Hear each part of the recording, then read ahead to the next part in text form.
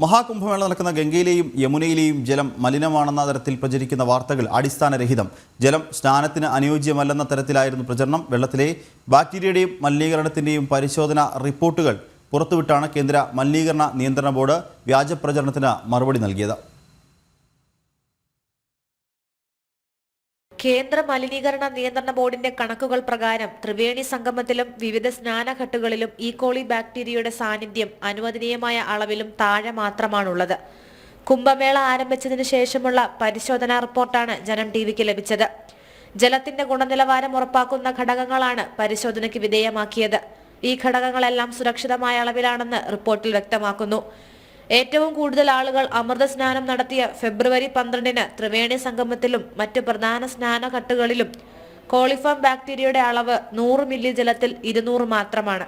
100 മില്ലിയിൽ ഇതിന്റെ അളവ് 2500 വരെ സുരക്ഷിതമാണെന്നാണ് വിലയിരുത്തൽ.